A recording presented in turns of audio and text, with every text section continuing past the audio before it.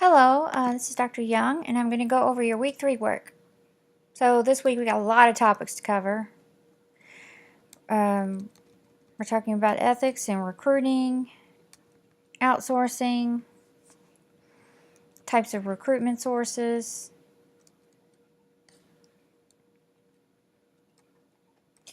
Okay, so for week 3, you have a discussion and a case analysis. So, the first discussion, you have to play a role that you're a HR officer and you have to go through an I-9 audit.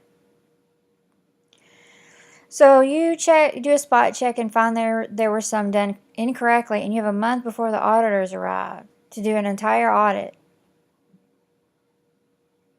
And this is pretty challenging. You have to figure out what you would do. So for the first part, you describe the forms and the documents, research the I-9, and tell me the list of documents you would have to produce to establish legal U.S. status. That's the first part of the discussion. For the second part of the discussion, you have to recommend a plan of action to correct the problem from the scenario above, the incorrect I-9s. The plan will be presented, so make sure that you include a short and long-term solution and make the communication professional, as if you were presenting it to the university president. The third part of your post, you have to analyze whether the I-9 form and other documents are enough to establish legal status. And then justify one additional safeguard that could be added to protect the employer from accidentally hiring someone that's not a legal immigrant. So that's for your discussions. Remember to just click on this, doing discussions right. It will tell you what you need to do. I will also post the discussion rubric in the discussion thread, so it's right there. Make sure to read the column on the right hand side for maximum points. So, just to review, you need to provide a very detailed, substantive response to the question with a source or more, one or more sources. Then you need to post that initial post by Saturday so that I can respond to you on Sunday or Monday, usually Sunday. That way you can respond to me, because to get total points you have to respond to my response to you and then 2 other classmates, all on different days. And all of the responses should have supporting sources. That's how you're going to, and then no errors, typos, APA issues. That's how you get 80 points on a discussion. You have to do all of those things. Okay, just wanted to reiterate that, and I might do that for a few discussions, for the remainder of the class, because I'm getting, I've been getting questions, but the rubric shows what the requirements are, so make sure you're reading that. Okay. Case analysis. You're the Vice President of Human Resources at Community State University. The President of the university has just informed you that the maintenance department is experiencing high turnover. You've been asked to research the use of better recruitment practices to address the increased turnover.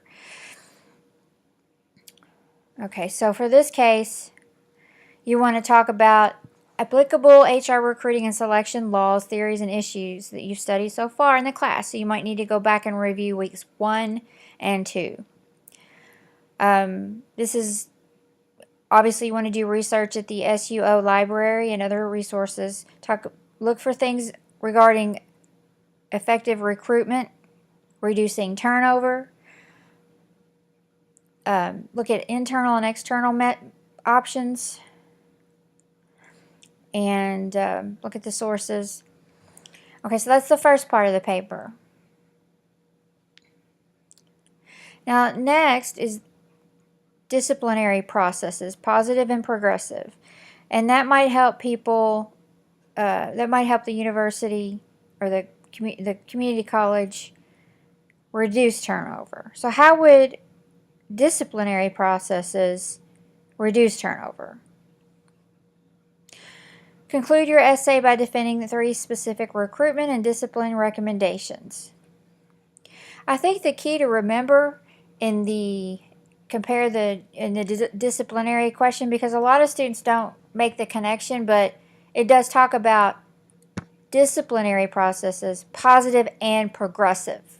So progressive is the word here that we want to use that might help us make that connection of, because when you have punitive processes only, you might just terminate someone, and obviously that increases turnover.